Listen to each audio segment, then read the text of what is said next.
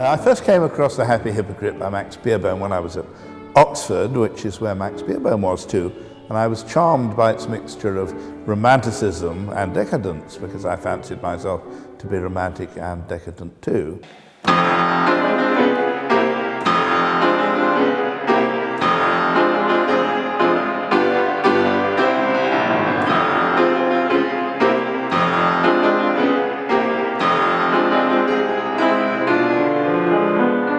It had been dramatised twice before by Mrs. Patrick Campbell and by Ivor Novello in 1939. It was not a musical show like all his other shows, and that was interrupted by the outbreak of the Second World War.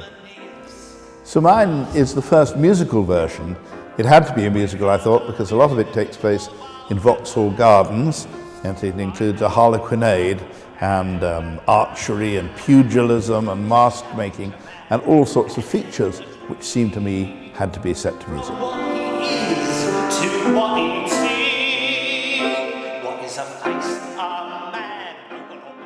The four main characters are Lord George Hell, who is the wickedest man in London, and he is so wicked that his face has become extremely wicked too. There's no depravity that he doesn't commit. Gentlemen, the dogs fought well tonight. Their ears were pricked, their teeth were white. Gentlemen, my blood is hot tonight, but what can slake my appetite?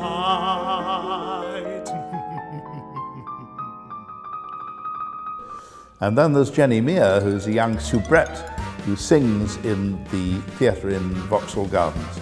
And Lord George Hell falls in love with her, partly as a result of an arrow piercing his heart. The arrow is shot by Mr. Aeneas, who is the mask maker, but is also a messenger from the gods, the old Greek gods who play a part in this story. And the fourth character is La Gambogi, who is an Italian lady who was an old flame of George's, and she is extremely jealous of his fondness for this new, younger model. Degenerate, perverted, unutterably bad, a monster, an ogre, a devil, a cad. So Lord George, the wickedest man in London with the wickedest face, goes and woos Jenny Mere after she's performed in the little theatre in the Vauxhall Gardens, and she turns him down. So why does she turn him down? Listen to the song. Your face, my lord, is a mirror in which I might see love, but the glass is neither clear nor clean, the reflection is dully seen, and vanity tarnishes yet the sheen of the mirror of true love. To the man whose face is fair as the face of a saint is fair, to him will I give my love, to him will I give my love. To the man whose heart is pure as the face of the man is pure, to him will I give my love, to him will I give my love. Not used to being thwarted, George goes to see Mr. Aeneas, the mask maker, and asks to have a mask fitted to his face, which will be even as the face of a saint. When I started reading the script, I was immediately taken in by the characters. The depraved George, the prostitutes, the temperamental Italian lover, Mr. Aeneas, and of course the beautiful, innocent Jenny Mere. Inevitably, the beggar's opera came into my mind. I should like a bed and some dogs. I thought the song should be rather simple in form and melody, something that could easily be remembered, but rather dirty in its instrumentation, at least at the beginning of the play. You shall have a steed of amazing speed and a beautiful clock of rococo. Before I started composing, I was thinking about the instruments which I would eventually use, and came up with a quite unusual combination of distorted guitar, loud trombones, tuba, accordion, singing saw, harpsichord, etc.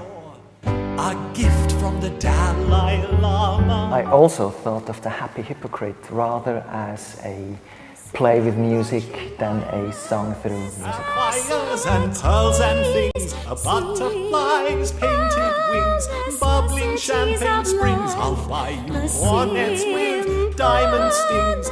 With regards to the 1820s, where the play actually is set, I often use some recited passages as represented in the opera style of the day. All in all, though, the music will be quite eclectic, with the occasional hint to opera, a pinch of rock and roll, and even some jazzy rhythms. Oh, I should like a chair which was always there when I wanted to sit for a minute. And There are lots of musical suggestions in David's script. At some point, Jenny will dance to a madrigal. There are references to Mozart and Haydn, and even a Spanish paso doble makes an appearance. And a Spaniard who will attend on you, and he'll play you a bold paso doble. It was very nice to think that we could have our first production at the Theatre Royal Bury St Edmunds, because that was built in 1819 and has been in use ever since, one of the oldest theatres in the UK that has been.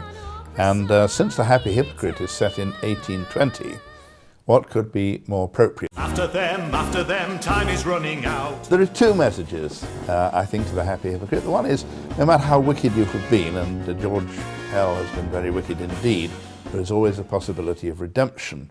The other message is contained in the lyric, which runs throughout the show, which goes like this. The ways of love are many, the ends of love are one. And when one love is ended, another is begun. But love is not a shadow that passes on the wall. And those who love themselves alone never love at all.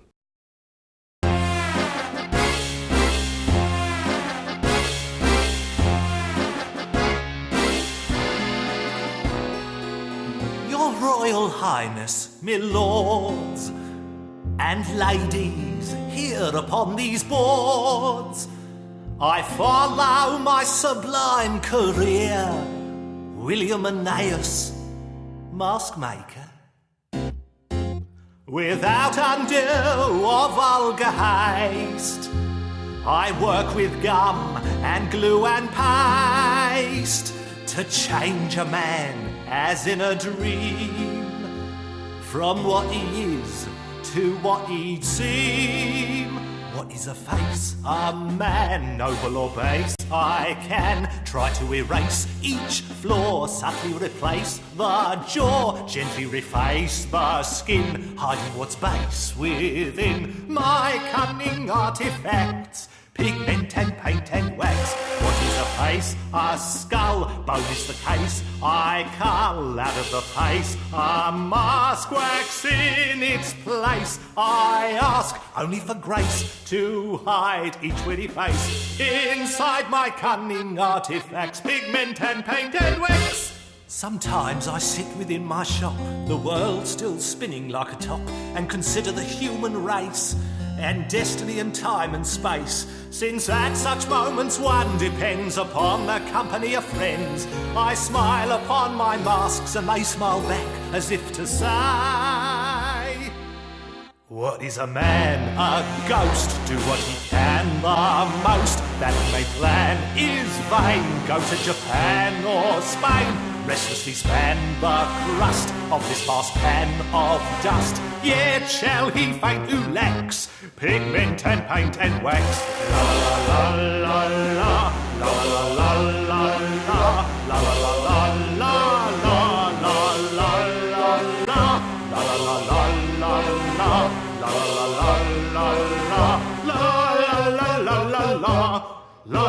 la la la. My lovely ladies, noble lords, before each one of you applauds, I take the liberty to dare to ask, do you require a better mask? And now to Vauxhall Gardens, where the common people take the air, while strolling on the Greenswood Pass, three scions of the upper class. Pigment and paint